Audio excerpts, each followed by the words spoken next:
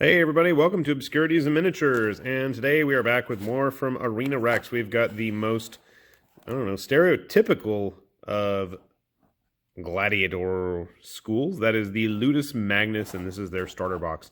So inside each Arena Rex starter box, you do get 3 models, and you tend to have one that's on a little bit bigger 40mm base than the average 30. So, who do we have here? We have Marcus Furious, Mycone, and Infilix. I don't know. Now, unfortunately, and this is a big pet peeve of mine, is the rampant wasted space inside of the box.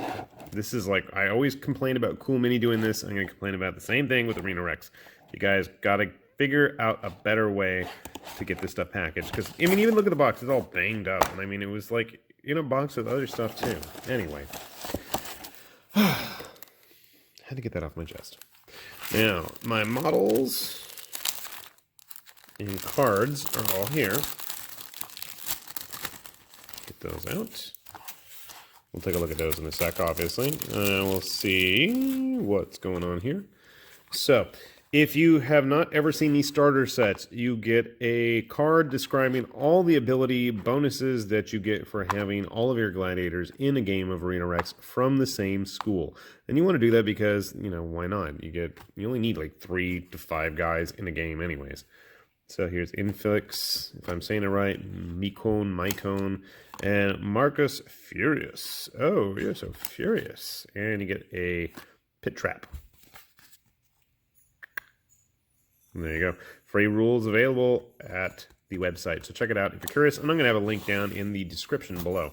In addition to the actual game components, and there's a couple things I still need to mention, you get these cool little art cards. And I love these art cards compared to the Kingdom Death ones because, number one, they give you the full body artwork, which I've got like a Kingdom Death one laying around right here. You know, you get just a little bit of it. But the other better thing, I think, is the fact that they have the whole little blurb straight from the website. And I mean, it's not a big deal, but it's cool to have all nice and neat. Whereas in one convenient location, the Kingdom Death stuff, unless you're looking at the website constantly, you're not going to have access to those little bits and blurbs. Now, one thing you'll notice is missing was the bases and the status tokens, but ta-da! I had actually contacted Arena Rex, or Red Republic Games, I should say, earlier in the week as soon as I got this, and they did send this to me within a day. It was in the mail, so big thumbs up for that, guys. Very cool. Bases, not the most exciting, but, you know, they serve their purpose, and I'm going to put sand all over mine, so it's okay. Arena Rex, obviously. And you get these cool little fatigue status tokens that are necessary as you play the game. Obviously, if you're going to just download the rules and play it on your own, you don't really need this stuff, but it does make it handy, and it is always included with the starters for whichever school you buy. Anyways, let's move on to the models, because that's what you guys are probably all here for. Here's Mycone, I don't know. Someone want to correct my terrible Roman pronunciation. I was going to say Greek, but I know they're not Greek, so there. Get him zoomed in. This dude looks rockin'. I mean, to me, this is like, you know, I know there's names for all the various types of gladiators, and I'm sure somebody will contact me down there and stick the explanations of who they are in the description, but that's okay. So, yeah, he's obviously going to be fighting with his fists, which is pretty cool. Very simple construction. It's just his head and the main body. Let's see who is next. Marcus Furious. Why are you so furious? Don't know. Okay, what do we got here? Well, my friend Marcus here, nicely sculpted. And with another similarity between this and Kingdom Death, it does bear mentioning that a lot of people that have been involved, both with sculpting and with the artwork, not necessarily this Ludus, but I know some of the other ones I've seen so far do in fact have artists that were involved with Kingdom Death doing those as well. Okay, this is interesting. We have a metal trident and a resin trident. Which one do I want to use? I don't know, because they are both super thin. We have his shield here. And some kind of weird handguard. Oh. No, duh, it's his shoulder guard with the... God, dude. Seriously, come on, man. Okay, I was looking at his arms the wrong way. This hand looks like it's going to go there, and he's got his net. And then we're just going to attach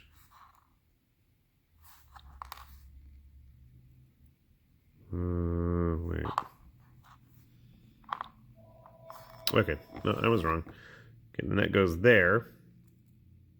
Ta-da. And then obviously we'll put whichever trident we want, and it'd probably help if I had it all on camera. So there you go, that's Marcus Furious.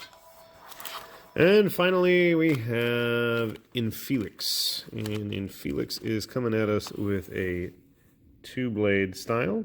You can see there he's rather dour and angry looking.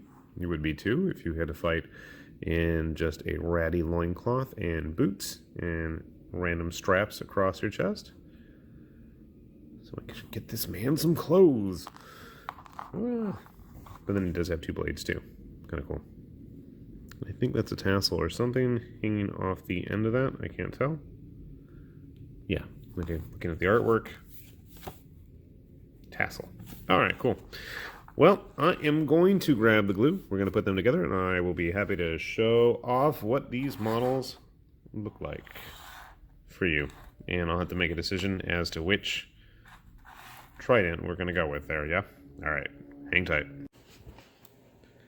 Alright, so we got our Ludus Magnus crew all finished up here, and I gotta say, I'm actually happier with these guys than the previous Arena Rex models I built. The casting seems a lot cleaner on them, especially compared to like the Zephyri models, which I'm currently working on painting while I'm filming this. I gotta say, a lot cleaner and easier to figure out what's what. No real issues building them. What's his name? Mycon or whatever, getting him to pose on his base was a little bit of a challenge to get him to balance, but I figure once I fill in some sand around his feet, that's not going to be much of an issue. I left Marcus's shield off, if I can pick it up here with my potato-like fingers. Come on. Just probably it's going to be easier to paint it and then attach it to his back if that's where it's supposed to go still. I did end up using the resin trident just because it was a little bit straighter than the metal one. It seemed less prone to bending and warping. I don't know what happened with that metal one. It just seemed very delicate, so I just abstained from using that. Grabbing a couple other models I had handy. I don't really have any Arena Rex models painted yet. I do have some hidden away in my painting table, so they're not going to be really useful at the moment. But grabbing our intrepid GW Witch Hunter friend there, you can get a good look at just how big these models are with their bases.